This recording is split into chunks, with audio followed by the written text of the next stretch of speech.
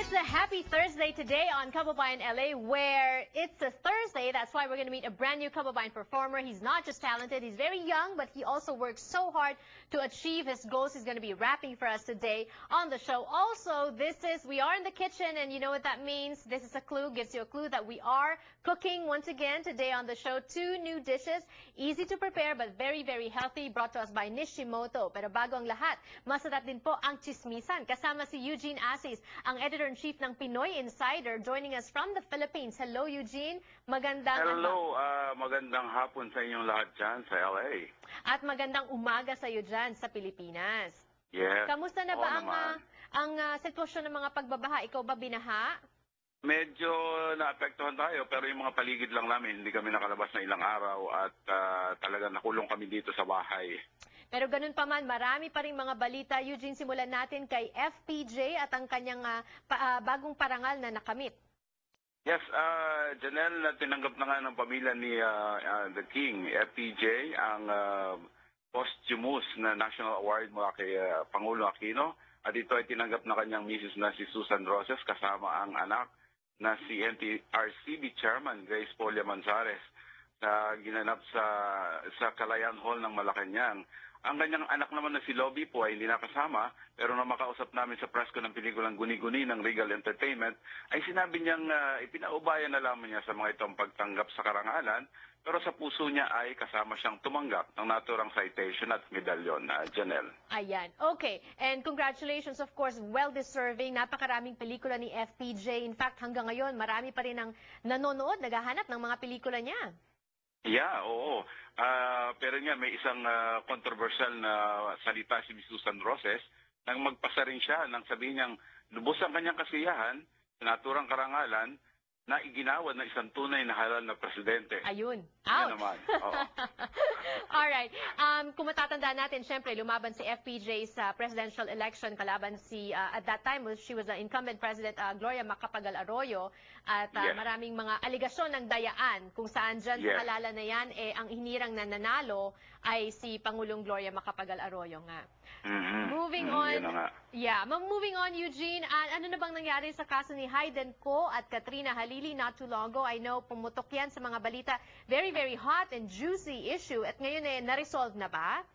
Well, ang malungkot sa bahagi ni Katrina Halili ay pinawalang sala ng korte si Hayden Ko sa criminal charges dahil sa sex video niya with Katrina Halili. Hindi raw naputunayan siya ang direktang nag-post ito sa internet, pero nauna rito, tinanggalan na siya ng lisensya ng Medical Board of the Philippines, kaya hindi siya na tinatawag na Dr. Hayden ngayon. Ang bagong balita kay Hayden ay mukhang gusto niya ipagpatuloy ang pag-aartista, pero as it is, mukhang wala namang kumukuha sa kanya, walang taker. Walang taker? Walang taker, from both stations, from 3 stations actually. At marami nagtatanong kung ano na ba sila ni Dr. Vicky Bello na alam natin ay nandyan ngayon sa LA.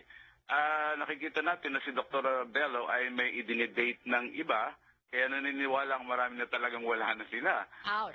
Gayon man, may nagsasabi na maaaring sila pa rin dahil sinusuportahan pa rin ng Bello Group of Companies ang perfume brand ni Hayden na mabibili pa rin sa mga mall. Baka naman meron silang business deal na ino-honor na lang ng Bello Group, di ba?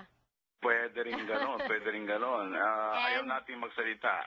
Ayan. At napagsimula na yung mga love life. Alam mo naman, ang gustong-gustong pagchismisan ay yung mga love life ng mga paborito nating artista sa Pilipinas. Speaking of pagpapasaring, itong daw si Angelica Panganiban ay nagpasaring sa kanyang ex-boyfriend na si Derek Ramsey on Twitter. Yeah, oo. Nagpasaring siya nang interviewin si Derek tungkol sa A Perfect Sunday post ng dati niyang girlfriend, nakasama ang picture niya with John Lloyd Cruz. Sinabi ni Derek na, let's be happy for Angel, at may pahabol pa siyang, she's not a cheater. Pero mukhang hindi nagustuhan na Angelica ang naturang pahayag, kaya nag-tweet naman siya na obviously for Derek, para i-imply na si Derek ang nauna talagang lumiko sa kaliwa. Like, anong sabi? Anong sabi ni Angelica sa Twitter? Ayon sa tweet, medyo pinaiksi ko na medyo mahaba, and we quote, tama na, huwag ka nang magpanggap, may hangganan ng pananahimik ko, sobra-sobra na. Ilang pagkakataon mo na akong pinaikot, pero hindi bottomless ang pasensya ko. At paalala lang, malapit ka na sa closing time. Ayan, Oo, naku. di ba? May ibig sabihin. May ibig sabihin. Ano kayang ibig Oo. sabihin?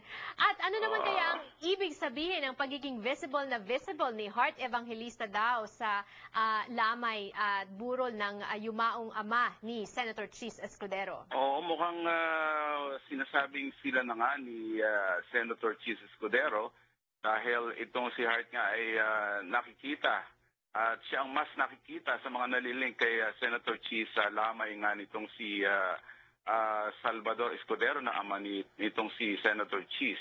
Kaya yun, ang implication yan, mukhang sila na nga ang dalawa. Feeling mo sila na? Ano sa tingin mo? Malamang. Okay. Para sa akin, okay lang. Maganda naman ang kanilang combination. Kumbaga si Hart, maganda mula sa isang magandang pamilya. Si Senator Chis naman hiwalay na at legally hiwalay na sa kanyang dating misis. Okay. Kaya okay lang. At ang dati namang kasintahan ni Heart Evangelista na si Jericho Rosales ay meron na ring bagong love of his life. Yes, at talaga ipinagmamalaki nito si Jericho ang kanyang bagong girlfriend na mixed DJ na si Kim Jones dahil narito na raw lahat ng katangian ng isang babae na kanyang hinahanap. Kung dati ay hindi binabanggit ni Jericho ang pangalan ng kanyang bagong girlfriend, ngayon ay mukhang open na sa mga interviews. Ito si Kim Janela, isang half-British, half-Pinay na lumaki sa Australia at itong si Kim ay isang mixed DJ. At kung matatandaan natin, Janelle, ang dating karelasyon ni Jericho ay isang ABS-CBN reporter na si Cheska Liton. Nakikita natin, mukhang mahilig sa mga TV personality si Jericho. Mabuti na lang at wala ka rito sa Pilipinas, Janelle. Ganon? Hindi. Alam mo na. Magkaibigan kami niyan. Mahilig siya sa Tisay, diba? Let's put it at that. Sa Tisay, Alright, thank you so much for sharing those chismes with us this afternoon, Eugene.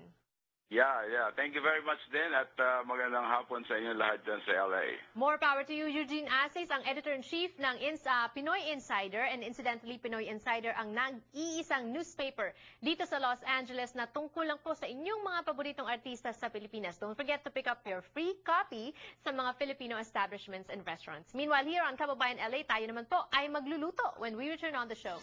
Don't go away.